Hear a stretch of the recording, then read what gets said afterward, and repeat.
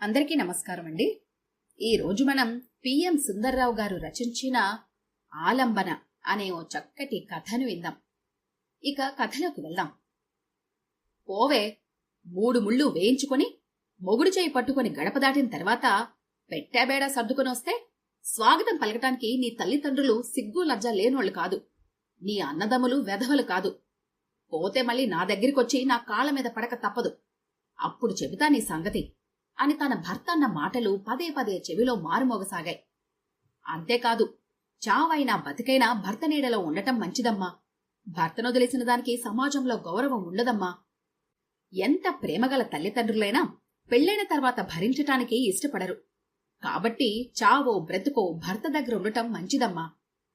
భార్య భర్తను వదిలేసినా, భర్త భార్యను వదిలేసినా భార్యదే తప్పుగా భావిస్తారు. 4 మాటలన్నా 2 దెబ్బలు కొట్టినా మెట్టినింటి గడప దాటకూడదమ్మా. భర్తను వదిలేసొచ్చిన వారిని తల్లిదండ్రులు 4 చీవాట్లు పెట్టిగాని మంచి మాటలు చెప్పిగాని పంపిస్తారు. అంతేగాని ఇంట్లో ఉంచుకోరు. మళ్లీ తిరిగొస్తే మగాళ్లకు మరీ లోకువా. అందుకే అసలు పుట్టింటికి వెళ్లకుండా ఉండటం మంచిదమ్మా అని నలుగురు 4 మాటలన్నారు ఇరుగు పొరుగు ఆడవాళ్లు. అయినా వినలేదు శ్రావణి. వినకుండా తన బట్టలు సర్దుకొని బయలుదేరుతుంటే అందరూ తప్పుబట్టారు. అదే శ్రావణికి అర్థం కానిది. తన గోడు చెబుతుంటే వినలేదు. కొంతమంది విన్నా పట్టించుకోకుండా మగాడు ఎన్ని మాటలన్నా పడుండాలి అన్నారు. ఆడదై పుట్టిన తర్వాత సహించాలి అన్నారు.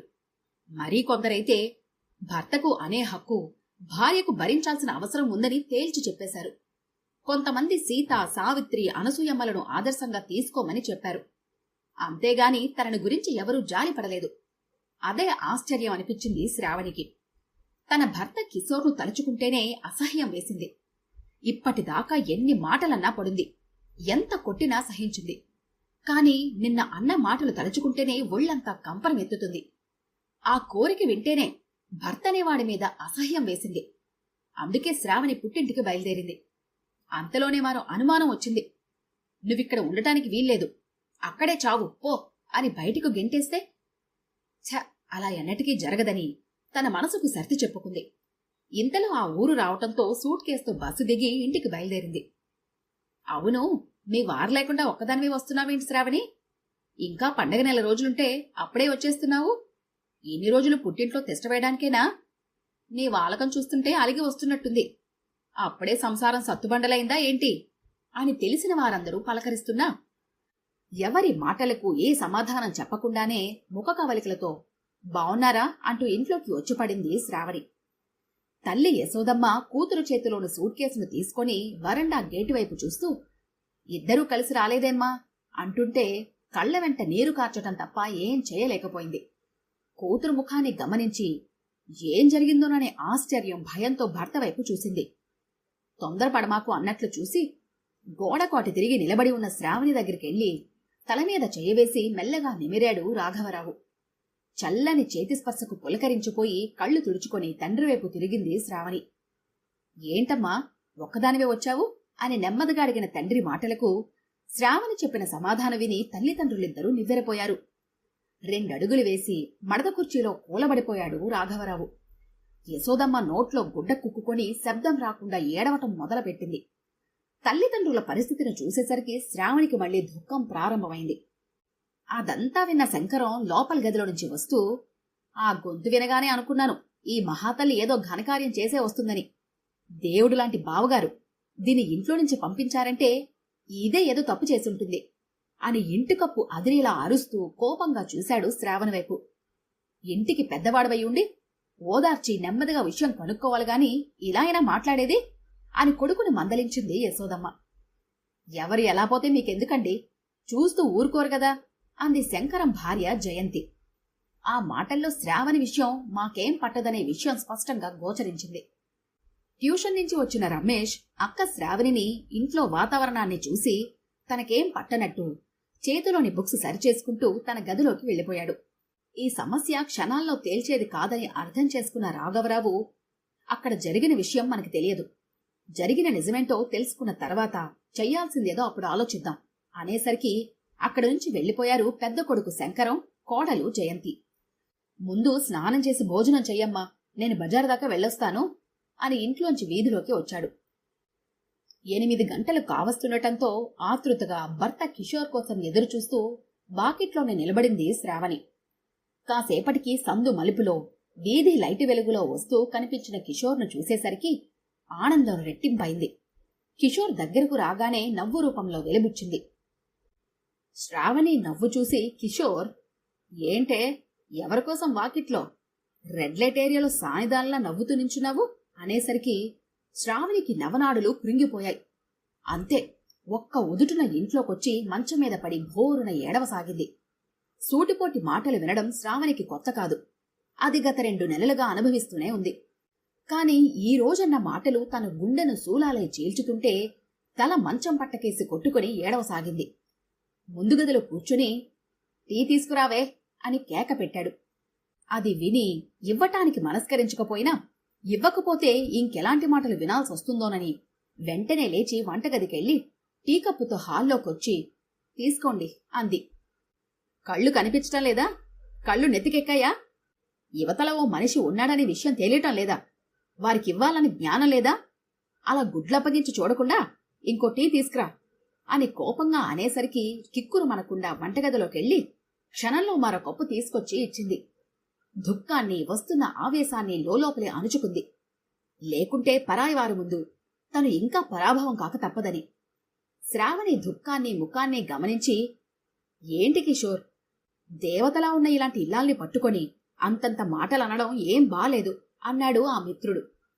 కిషోర్ తన మిత్రుడితో ఉన్న పరిచయం వలన అతన్ని ఏమీ అనలేక ఖాళీ అయిన కప్పును ఎదురుగా ఉన్న టీపాయ్ మీద పెట్టి, ఒరే, బంగారానికైనా సమ్మెట దెబ్బ పడిందే ఆభరణాలుగా వంగదు, ఈ ఆడంగులు అంతే అన్నాడు నిర్మోహమాటంగా. ఆ మాటలకు స్త్రీల మీద కిషోర్కి ఎలాంటి అభిప్రాయం ఉందో అర్థమైంది శ్రావణికి. లోపలి గదిలోకొచ్చి మంచం మీద పడుకుంది. ఎంత గుర్తు చేసుకోకుండా ఉందామన్నా కిషోర్ అన్న మాటలు పదే పదే గుర్తుకొచ్చి కుమిలిపోసాగింది. ఆ మాటలు అనటానికి కారణం తను పుట్టింటి నుంచి అడిగినంత డబ్బు తీసుకురాలేదని కిషోర్ వాదన. ఒప్పుకున్నంత కట్నం పెళ్లినాడే ఇచ్చారు. మర్యాదలన్నీ ఘనంగా చేశారు. ఇంకా అడిగినప్పుడల్లా డబ్బులివ్వటానికి తన తల్లిదండ్రులు ధనవంతులు కాదనేది శ్రావణి అభ్యర్థన. ఓ రోజు కిషోర్, శ్రావణి, బయట అప్పులలో గొడవ ఎక్కువగా ఉంది, ఆఫీస్కు వెళ్లటానికే భయంగా ఉంది. ప్రస్తుతం గొంతు మీద కూర్చున్న వాళ్లకు 10,000 సర్దితే కొన్నాళ్ల దాకా పర్వాలేదు. మీ వాళ్ల పరిస్థితి నాకు తెలుసు. అంత డబ్బు వాళ్ళని అడగటం భావ్యం కాదు కదా. కాని ఈ గండం నుంచి బయటపడటం మాత్రం నీ చేతిలోనే ఉంది అని ఆగిపోయాడు. 10,000 తీసుకురావటం తన చేతిలో ఉండటమేమిటో అర్థం కాక అదే విషయం అడిగింది. కిషోర్ కాసేపు చెప్పటానికి నీళ్లు నమిలి, శ్రావణి, తప్పనిసరి పరిస్థితిలో ఈ పని చేయాల్సొస్తోంది. ఇది నీకు కొంచెం తప్పుగా అనిపించొచ్చు, కాని కొన్ని ఉన్నత తరగతి కుటుంబాలలో ఇది మామూలే. అందుకని విషయం అర్థంగాక ఏం చేయాలో అర్థమయ్యేలా చెప్పండి అని శ్రావణి అనటంతో, ఏం లేదు శ్రావణి, సంపత్తని ఓ వ్యాపారస్తుడున్నాడు. ఇవాళ రేపు అతనికి కంపెనీ ఇచ్చావంటే ఆ 10,000 బాకీ తీర్చవచ్చు అని విషయాన్ని గబగబా చెప్పేశాడు. ఆ మాట వినగానే ఒక్కసారి ఏమీ అర్థం కాలేదు శ్రావణికి. అర్థం కాగానే కాళ్ల కింద భూమి కదిలి అందులో కూరుకుపోతున్నట్టుగా అనిపించింది. ఇంకా నీ సమాధానం ఏమిటన్నట్టుగా చూస్తున్న కిషోర్ కేసి ఒక్క చూపు చూసింది. ఆ చూపుకే శక్తి ఉంటే కిషోర్ అక్కడికక్కడే దహించుకుపోయి పిడికెడు బూడిదగా మారిపోయి ఉండేవాడు. శ్రావణి ముఖాన్ని చూసి అర్థం చేసుకుని కోపంతో ఊగిపోతూ, ఏంటే పెద్ద పతివ్రతల ఫోజిస్తున్నావు? నీ తల్లిదండ్రుల నుంచి డబ్బు తీసుకురాలేవు, ఈ పనికి ఒప్పుకోవు, డబ్బులు ఎక్కడి నుంచి వస్తాయి అన్నాడు కిషోర్. ఒరే, నీ జీతం డబ్బులు తాగుడికి, జూదానికి తగలేస్తున్నావు. అదీ చాలక అప్పులు చేశావు. ఇప్పుడీ పనికి పాల్పడుతున్నావంటే నువ్వసలు నా భర్తవేనా అని కోపంగా అడిగింది. ఎన్నడూ నోరు తెరవని శ్రావణి. శ్రావణి అలా మాట్లాడినందుకు, తన మాట కాదన్నందుకు కోపంతో రెచ్చిపోయిన కిషోర్ చాచి చెంప మీద కొట్టాడు. అది సహించలేని శ్రావణి తిరిగి చాచి చెంప మీద కొట్టి, చావనైనా చస్తాను గాని నీ దగ్గర ఒక్క క్షణం కూడా ఉండను అని వచ్చేసింది. భర్తనేవాడు గుండెల్లో పెట్టుకుని చూసుకోవాలి. నీ భర్త మాత్రం మరొకరికి పక్కలోకి వెళ్లమంటున్నాడు. అలాంటి వాడి దగ్గర పడిచావమని ఎవరూ చెప్పరు శ్రావణి. ఆడపిల్లకి పెళ్లి చేసి చేతులు దులుపుకోవటంతో తల్లిదండ్రుల బాధ్యత తీరిపోదు. భర్త అసమర్థుడైనప్పుడు తిరిగి ఆసరా కూడా కల్పించాలి. అది బాధ్యత. రాఘవరావు ప్రాణ స్నేహితుడైన కుటుంబరావు ఆ మాటలనేసరికి శ్రావణికి ధైర్యం వచ్చి కళ్ళు తుడుచుకుంది, ఏడుపుని ఆపుకుంటూ. నీ అభిప్రాయం ఏంటన్నట్టుగా రాఘవరావు కేసు చూశాడు కుటుంబరావు. ఏమీ చెప్పలేక మౌనంగా తలదించుకున్నాడు రాఘవరావు. భర్త అడుగుజాడల్లో నడిచే యశోదమ్మ ఏడవటం తప్ప ఏం చెయ్యలేక అలానే నిల్చుండిపోయింది.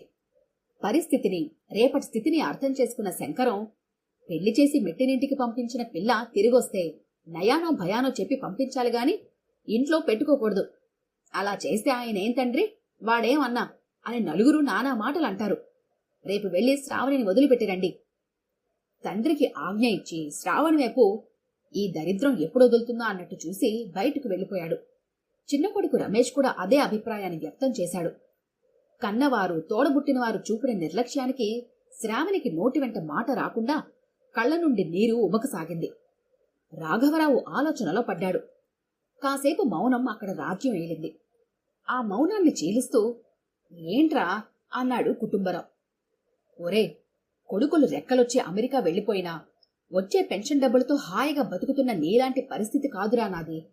మేము కొడుకుల దయాదాక్షిణ్యాల మీద ఆధారపడ్డవాళ్లం కాబట్టి వాళ్ల మాటే నా మాట. ఇప్పుడే వెళ్లి దానిని అల్లుడి దగ్గర దిగబెట్టొస్తాను. తండ్రి నిర్ణయాన్ని వినేసరికి శ్రావణికి మతిపోయింది. చివరకు కన్న తండ్రి కూడా అలాంటి నిర్ణయం తీసుకున్నప్పుడు ఇక అక్కడ ఒక్క క్షణం కూడా ఉండకూడదు అనిపించింది. శ్రావణి ముఖ కవలికలను గమనించిన కుటుంబరావు, ఊరుకో అమ్మా అన్నట్లుగా తల మీద చెయ్యవేసి మెల్లగా నిమిరాడు. ఛీ, ఈ వయసులో వీడికి ఇదేం బుద్ధి? అయినా దానికుండద్దు సిగ్గు. కాటికి చేరువవుతున్న సమయంలో కుర్రపిల్లని వెంట పెట్టుకుని తిరుగుతున్నాడు. ముసలోడైనా బాగా డబ్బుంది, అది చాలు దానికి. దాన్నేమో మొగుడు వదిలేశాడు, వీడిని పిల్లలు దరిచేనీయలేదు. ఇద్దరికి జోడీ బాగా కుదిరింది. ఈ ముసలోడి దగ్గర ఎన్నాళ్ళుంటుందిరే, ఎవడో కుర్రాడితో లేచిపోద్ది, అప్పుడు ఈ ముసలోడి గతేంటో అని నలుగురు నాలుగు రకాలుగా అనుకుంటున్న మాటలను కుటుంబరావు శ్రావణి లెక్క చేయలేదు. దాదాపు 2000 పెన్షన్ వస్తున్నా కుటుంబరావుకు చేతులు కాల్చుకోక తప్పలేదు. ఏ సుస్థి చేసినా కనీసం కాఫీ పెట్టి ఓ టాబ్లెట్ ఇచ్చే దిక్కులేదు. ఈ రోజున ఆ అవసరాలన్నీ శ్రావణి తీరుస్తోంది. కన్నెవాళ్లు, తోడబుట్టినవాళ్లు, కట్టుకున్నవాడు నిరాదరించిన వేళ పెద్ద మనసుతో ఆశ్రయమిచ్చాడు అతను. 10th ఆపిన చదువును కుటుంబరావు కోరిక మీద శ్రావణి ఓపెన్ యూనివర్సిటీ ద్వారా డిగ్రీ చేస్తుంది. శ్రావణిని బాగా చదివించి పెద్ద ఉద్యోగస్తురాలుగా చూడాలనేదే ఆయన కోరిక. కుటుంబరావు చివరి దశలో ఏ కష్టం లేకుండా జీవనయాత్రను సాగించేందుకు సహకరించాలన్నది శ్రావణి కోరిక. అందుకే ఇద్దరూ ఎవరేమనుకున్నా ఒకే ఇంటిలో జీవనం సాగిస్తున్నారు. దానికి కాకులైన లోకులు అనేక రకాల పేర్లు పెట్టుకున్నారు. అయినా కుటుంబరావు గాని శ్రావణి గాని వాటినేమీ పట్టించుకోలేదు. ఎందుకంటే వారికి వారి జీవనం ముఖ్యం. ఒకరి తోడు మరొకరికి అవసరం, ఒకరికొకరు ఆలంబన. ఈ కథ కనుక మీకు నచ్చినట్లయితే లైక్ చేయండి, షేర్ చేయండి. మరిన్ని ఇంట్రెస్టింగ్ కథల కోసం మా ఛానల్ని తప్పకుండా సబ్స్క్రైబ్ చేసుకోండి.